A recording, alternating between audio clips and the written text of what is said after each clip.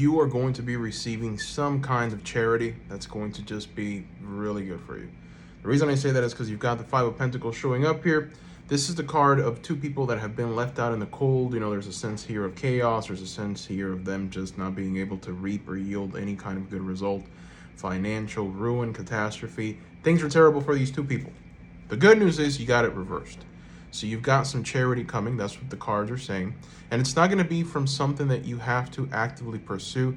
You know, I know if you guys have been following me for a while, you know that I'm the kind of reader who always tries to find the forward-moving momentum vibe in the reading, right? Like going out, doing what is it that you need to do in order to attract this, what do you have to do to attract that. But here in this reading, you're being told that you don't really have to do anything. Inactivity is actually your best friend in this situation.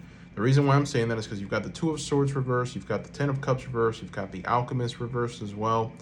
And I've got a clarifier here that speaks of you reaching a point where you don't have to use your mind too much in order to obtain this. So whatever charity this is, it's going to come in the form of an idea. This is the interesting part. It is an idea, a divine download that you're going to receive. And that idea is not going to require too much effort on your part, but once you actually put it into motion, you're going to be able to yield some incredible results for yourself and for humanity. Now, there are some pieces of advice here, right? We've got the Destroyer archetype showing up, and the Destroyer archetype speaks of releasing what is potentially destructive and preparing for new life, right? So this is very interesting, right? Preparing for new life. That's that right there. You know, I have been getting this kind of message of something new coming into existence, something creative, some kind of new venture. And now this reading speaks of an idea, but you're also being warned with the Engineer, right? With the Engineer, what we have, and you got it reversed, so we have to look at the shadow attributes. We've got reliance on mechanistic solutions without regard for emotional consequences, right?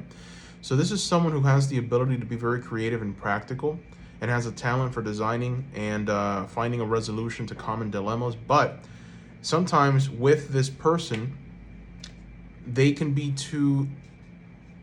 prioritize the whole, or they can prioritize their efforts, they can prioritize their dreams to the detriment of the people around them, right? Their families, their friends.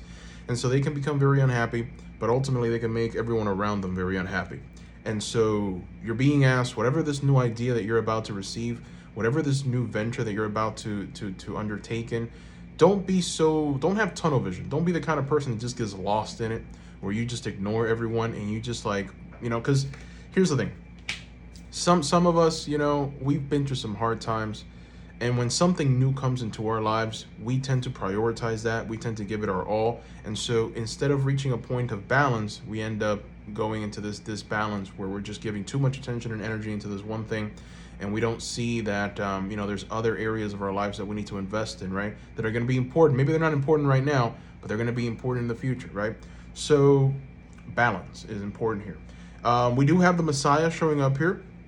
The Messiah actually came out reversed, you know, and this is an exaggerated belief that you are the only means through which a cause can succeed. You know, so think of someone who just goes crazy and says, if it's not for me, this whole team would fall apart, right? You know, think of this person. Think of the person who's essentially the self-absorbed, almost narcissistic human being that thinks that the world revolves around them.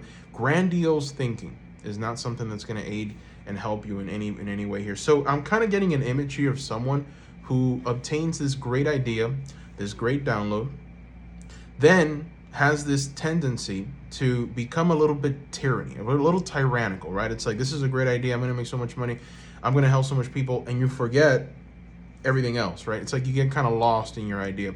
So get a hold of yourself, right? Maybe you already have this idea, maybe you already are, you know, maybe you're working on it right now, right? Maybe you have this opportunity that's about to present itself that requires for you to think a little deeper and to go through a huge transformative energy, and it's going to really yield some good results for you, right? So anyways, these cards were all pre-shuffled. I threw them before I started. Right now, I'm going to go ahead and just throw a couple of cards just to kind of get a feel for what's coming here within the next few for you guys. You've got the Five of Swords. Again, you know, an energy here of just like, be patient. Don't stress it. You know, the greatest of ideas come not when you're really trying to find them, but when you're like on vacation in the middle of nowhere and your mind is far away that's when the ideas come. You know, it's like the greatest of ideas. So the important thing there is keep a notebook with you. You know, keep paper, pen somewhere near. I mean, you know, whatever. That's my age, right? Keep paper, pen. Just your phone, right? Your cell phone, your smartphone. Just write it down. Make a note of it. And this is something that, because you know, sometimes we get an idea and then we forget. And I'm getting this kind of forgetative energy here. You know, here's the thing here. This is the age of ideas. We have so many great ideas all the time, but we don't write them down. We don't reflect, right? So it's important to reflect. Maybe keep a diary or something and write stuff down. Queen of Wands energy, yeah. So you're going to be able to lead. You know, it feels like with the Queen of Wands, what you're being told here is you're about to step into a leadership role. So this can be in your career, your finances. You're about to take a leadership role. The cards are warning you not to become tyrannical. More often than not, whenever we obtain power, what do? We end up burning, right? This is not it. You have to take control of yourself first before you take control of your team, so that you can reach a place of balance. Literally, the final card is the Two of Pentacles, which is the card of balance. You know, here we have someone who's balancing two coins. The waters behind them are chaotic. He might fall, he might die, but ultimately, with the Two of Pentacles, what we have is a symbol of eternity, which is eternal balance, a place of stability.